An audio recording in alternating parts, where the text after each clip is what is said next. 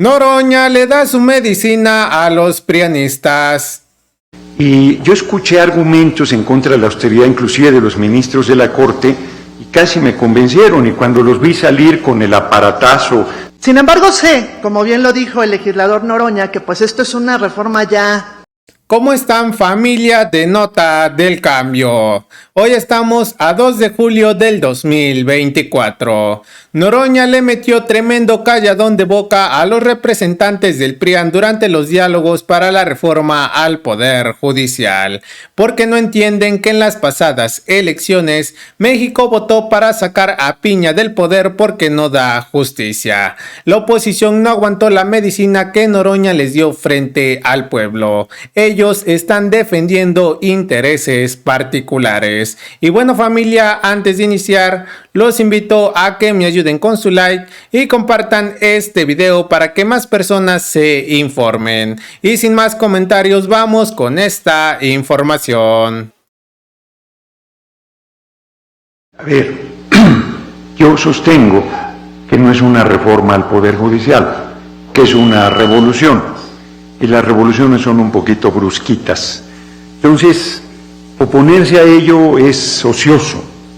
Yo creo que nos ayudaría mucho, hubo varias intervenciones con preocupaciones de cómo fortalecer, por ejemplo, los requisitos, de dónde vamos a sacar a los integrantes del Poder Judicial, pues mayoritariamente el Poder Judicial, no de dónde van a salir.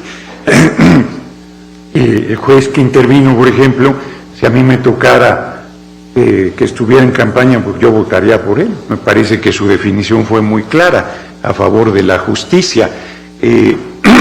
Entonces, yo creo que lo que se está, hay un sector que se está trincherando en que, como si esto no, ya se decidió el 2 de junio, que se van a elegir todos los integrantes, todos los juzgadores, por voto universal, secreto y directo, muy probablemente el primer trimestre de 2025. Y también se plantea aquí, me sorprendió mucho que la representación sindical esté en contra de la austeridad. Aquí en el cuadro, en una orillita, pero no importa que esté en una orillita, está el más grande presidente que ha tenido el país, Benito Juárez García, que decía que había que vivir en la honrosa medianía, creo que sostenía. Y yo escuché argumentos en contra de la austeridad, inclusive de los ministros de la Corte, y casi me convencieron, y cuando los vi salir con el aparatazo de camionetas blindadas, de un policía abriéndoles camino y todo el asunto, dije algo no está funcionando bien. O vas a la Corte y te encuentras, se dice que los trabajadores, que los de abajo, son outsourcing. Las trabajadoras de limpieza, trabajadores de limpieza, son outsourcing. Los trabajadores de vigilancia son outsourcing. Los más humildes son los más maltratados, deben ser parte del Poder Judicial y de las condiciones de trabajo generales. Yo aquí quiero plantear que se va a respetar absolutamente los derechos de las trabajadoras y trabajadores, faltaba más, o al patrón sustituto, pues si es el Estado mexicano su patrón y seguirá siendo, y tendrán que ser respetados los derechos plenamente, pero creo, y esa es la petición, que nos ayudaría mucho si nos plantearan a ver qué políticas de austeridad. Aquí alguien inclusive se atrevió a decir que no se respetaba el presupuesto solicitado por la Corte. No, pues no se respeta ni se le falta el respeto, ni se deja de respetar, es potestad exclusiva de la Cámara de Diputados decidir el presupuesto de la nación. Entonces, y esa es una definición del marco constitucional. Entonces yo cierro planteando, hay los fideicomisos. El Poder Judicial pudo hacer su reforma y no quiso hacerla, se negó a hacerla, paró la que iba en camino. Bueno, pues ese es un hecho que se tiene que asumir. Dijo la presidenta de la Corte, la ministra Norma Piña, el fideicomiso de 20 mil millones que vaya para Acapulco, estamos de acuerdo, revisémoslo luego. Nada, no dieron ni un centavo partido a la mitad, no puede ser. Cierro planteando. Yo soy diputado federal, ya me salgo en agosto, dicen que nos van a dar, no nos van a dar más que las gracias, no llevamos ningún retiro. Yo me atiendo, no me atiendo en el ISSSTE, me atiendo en el Seguro Social, y ahí me seguiré atendiendo. No se les va a caer el pelo a los hombres que se atiendan en el Seguro Social, es un buen servicio. Y hay que mejorarlo, hay que ir ahí para que hagamos señalamientos de cómo mejorarlo. Yo creo que hay que ajustarnos a la nueva política, a la nueva dimensión y respetar, termino, la exigencia del pueblo de México del 2 de junio, que no solo votó mayoritariamente por nuestro movimiento, sino en las encuestas que se hicieron hasta el 90% está de acuerdo en que una reforma al Poder Judicial, 80% está de acuerdo en que se elijan. Entonces, no hay más que cumplirle al pueblo de México, y mi petición es que quienes nos están ayudando en estos foros nos hagan llegar reflexiones, propuestas que enriquezcan lados ciegos, como los que aquí se han planteado. Faltan las fiscalías, yo creo que hay que hacer una defensoría del pueblo, falta en el ámbito laboral, falta en el ámbito agrario. Díganos cómo fortalecemos la austeridad. Entonces hay muchas cosas por hacer y será ideal que lo hagamos de manera colectiva. Muchas gracias por su atención. Muchas gracias a Gerardo Fernández Noroña. Tenemos enlistada la participación de Melissa Vargas.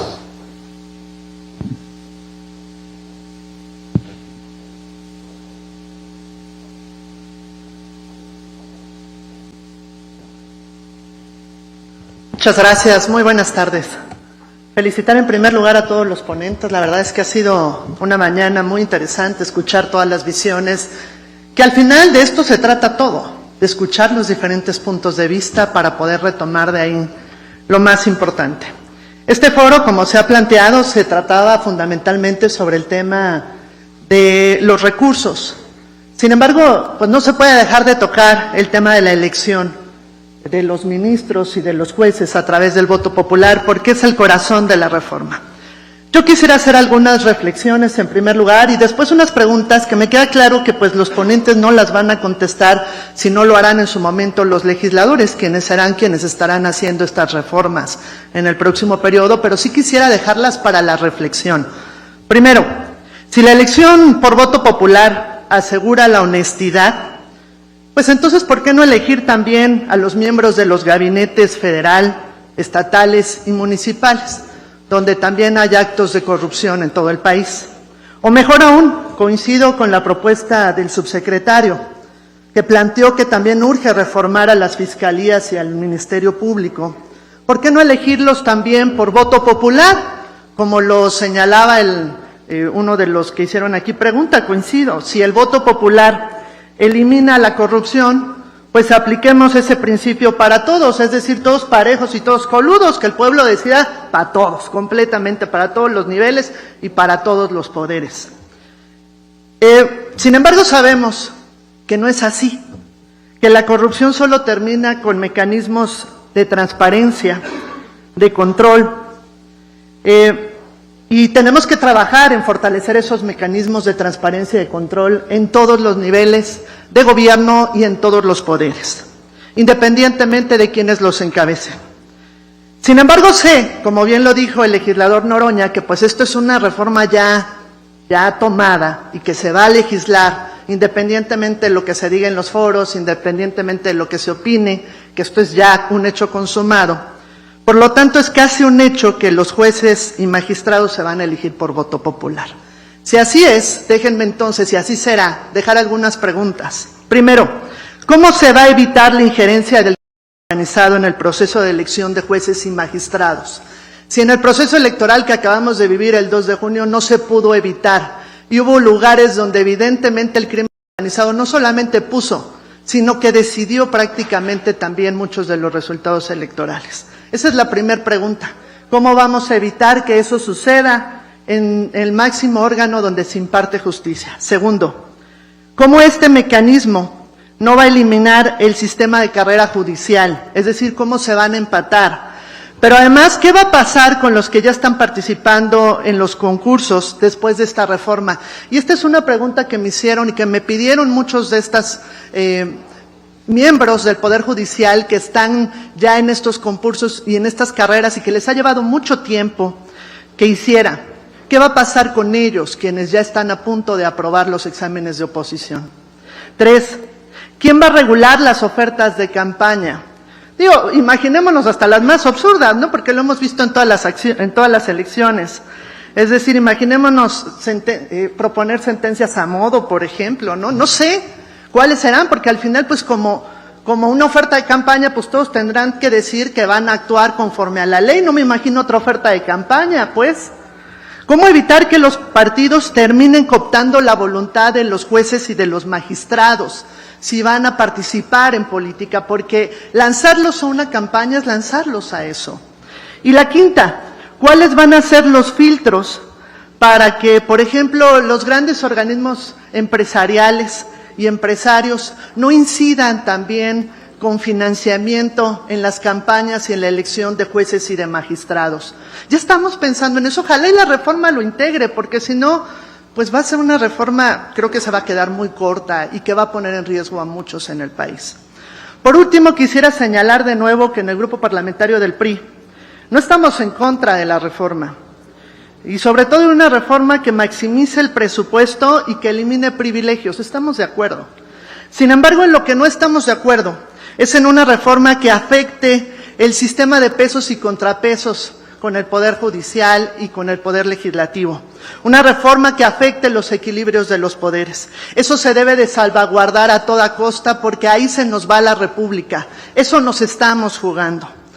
Por último, estimado diputado Noroña, tuve la oportunidad de ser compañera de usted, voy a concluir la legislatura con usted, y yo le diría, está bien que veamos lo que sufren los servidores con el nivel más bajo en el Poder Judicial, pero lo invito a que también veamos lo que sufren los servidores en el nivel más bajo en nuestra Cámara de Diputados en San Lázaro, a quienes, por cierto, también fueron al no entregárseles y no terminar su contrato conforme a la ley, al igual que sin privilegios tuvieron que haberlo terminado con nosotros. Muchísimas gracias. Sería cuanto.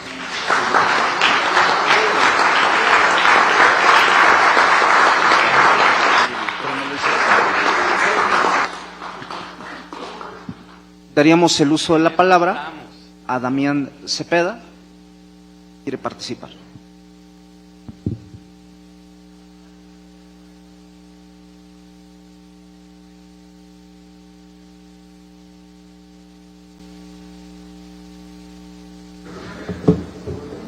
Muchas gracias a todos ustedes. Me presento, soy el senador Damián Cepeda Vidales, a sus órdenes. En mi opinión, el sistema de justicia en México está colapsado. Lo dije en el marco de los foros del Código Nacional de Procedimientos Civiles y Familiares, de la nueva Ley General de Mecanismos Alternativos de Solución de Controversias. Me tocó ser presidente de la Comisión de Justicia a nivel local y ver el nuevo Código Nacional, bueno, primero local de procedimientos penales y luego nacional a nivel federal. Sin embargo, cuando hago esta afirmación no me refiero exclusivamente al Poder Judicial, y lo he aclarado siempre, sino a cómo la ciudadanía concibe el sistema de justicia, que no es el Poder Judicial. Si hablas en materia penal, tendríamos que incluir incluso a las policías en materia de los delitos, el Ministerio Público, las fiscalías, los jueces y el sistema de readaptación social o reinserción social. El sistema en conjunto está colapsado. ¿Qué tenemos que hacer para cambiarlo? Pues muchas cosas. Tendríamos que aspirar a una justicia mucho más ágil, más rápida, ¿no? Mucho más barata para el ciudadano, sí para el gobierno, pero para el ciudadano, ¿no? Justicia más accesible, de más fácil acceso, y justicia de mayor calidad. Mi pregunta concreta es, ¿esos temas los aborda esta reforma? Mi respuesta es no. Cuando se presentó la pasada reforma al Poder Judicial por el entonces ministro Saldívar, un servidor en el Senado decía que era una reforma muy corta, de muy corta visión, que no cambiaba el sistema de justicia en México porque no entraba al fondo de los temas, se quedaba en la cúpula. Lo mismo le pasa a esta reforma. Si bien toca algunos temas positivos, que incluso un servidor ha presentado iniciativas previamente, como separar a la Corte del Consejo de la Judicatura, claro que está bien eso, ponerle un límite de 6 meses, exclusivamente escogieron los juicios tributarios que son de interés del gobierno. Yo diría, pues entremos a todos, ¿no? Casi 70% de los juicios en este país tienen que ver con la materia civil y familiar, no con la materia tributaria. Entonces, quieren entrar verdaderamente, hay que entrar ahí. Entonces, lo que tendríamos que estar haciendo es una reforma que atienda esos problemas. ¿Cómo lo podríamos hacer? Pues primero con nuevos procedimientos y más sencillos y más ágiles. Por eso se hizo el Código Nacional de Procedimientos Civiles y Familiares. Por eso la Ley de Mecanismos Alternativos de Solución de Controversia. Tendríamos que mandar toda oralidad en este país. Segundo, tendríamos que invertir en capacitación y profesionalización de los que van a estar impartiendo precisamente esta justicia en el país. A eso tendríamos que apostarle. Tercero, tendríamos que invertir en nuevas tecnologías. Justicia digital, como lo está haciendo, por ejemplo, el Estado de Nuevo León, para hacer más accesible la justicia a los mexicanos. Cuarto, tendríamos que invertir en infraestructura para que puedan tener más juzgados, ¿no?, en el país. Quinto, tendríamos que invertir en más plazas para jueces y magistrados, porque no tienen el don de estar en dos lugares al mismo tiempo. Tienen que atender un número extraordinario de juicios que los tendrías que atender con más jueces. Entonces, si verdaderamente queremos entrar a mejorar el sistema de justicia, tendríamos que atender eso, que va a tener un impacto directo con que la gente reciba una mejor justicia. Y hoy, desgraciadamente, eso no se está planteando. El tema quizá más polémico en esta reforma es el de los nombramientos de los jueces, magistrados y ministros. Yo abiertamente, sin titubeos, les digo que considero que es una pésima idea lo que se está planteando. Y que creo que incluso con las propuestas de mejora que se plantean, no se resolvería el problema, y me explico. No es un tema político, es un tema técnico. Ser juez, ser magistrado y ser ministro no es un concurso de popularidad. De hecho, si me apuran, necesitas que el juez, magistrado y ministro tenga el carácter de, en ocasiones, saber que no va a ser popular y de todas maneras tomar esa decisión. Porque en muchas ocasiones lo que necesitas, no es muchas, en todas, es que defiendan el derecho de cada persona, no necesariamente lo que opine una mayoría. De hecho, tienes que defender los derechos humanos de las minorías. Entonces, no es un asunto de quién es más popular. ¿Qué problema trae esta propuesta que tienen ahí? Que permitir que una persona, por ser popular, sea juez, magistrado o ministro, deja a un lado el que tenga la capacidad y el profesionalismo que se requiere para atender ese cargo. ¿Sí? Si lo suples eso y pones los filtros, que sería un menor mal, avanzarías una parte, pero no resolverías el problema completo, por dos motivos. Hoy, por más que se diga que la ciudadanía va a votar, en esta propuesta eso no es cierto. Van a votar a los que diga el partido que tiene el control de la Cámara. Hoy es Morena, pero mañana puede ser otro, que puedes votar.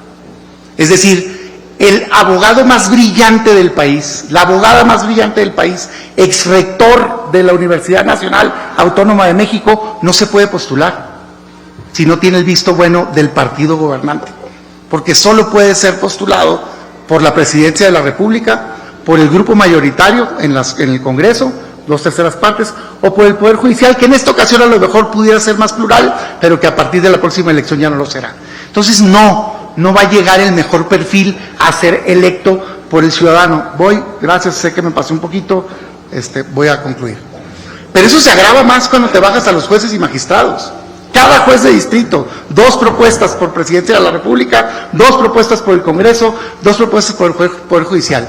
Como senador de la República les digo, está completamente viciado los mecanismos en donde el poder político hace propuestas.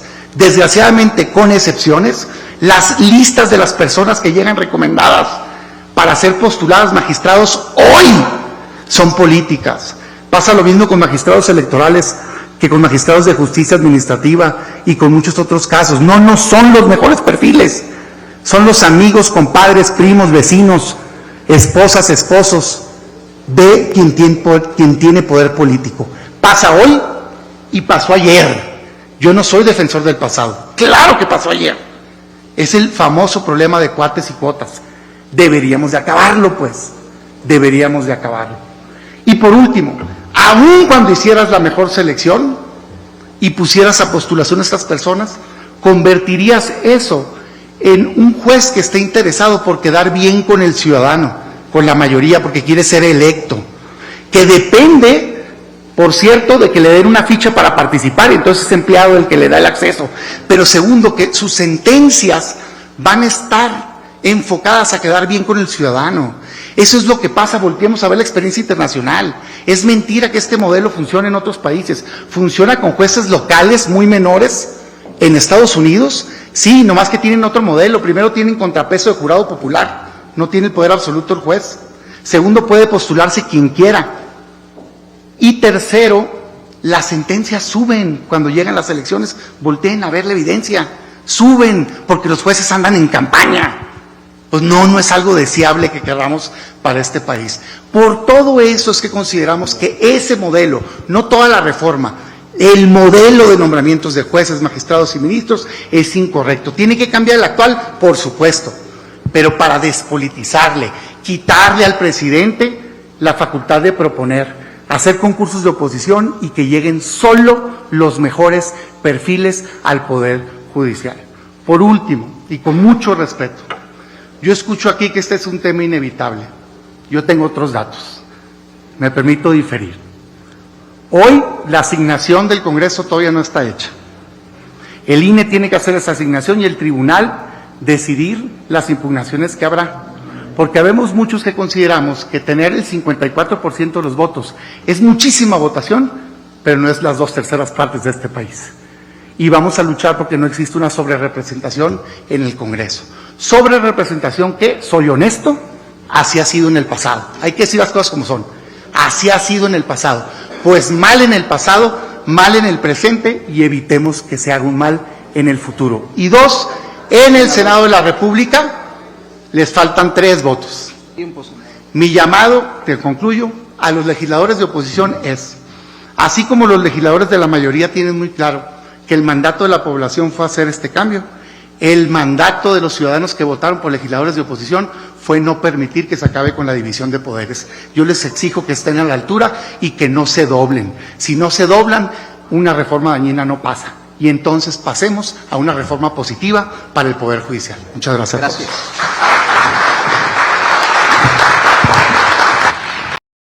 Así es, familia de Nota del Cambio. La oposición y Norma Piña están perdidos. Se sentían intocables. Este es el momento perfecto para que demuestren que escuchan a los mexicanos. La derecha no tiene la confianza de nadie porque siempre han traicionado a la patria. Ya nadie los quiere. Y bueno, familia, hemos llegado al final de esta información. Dejen sus opiniones. No olviden darle like y compartir este video para que más personas se mantengan informadas. Y si eres nuevo en el canal, no olvides suscribirte. Esto es Nota del Cambio, tu canal informativo.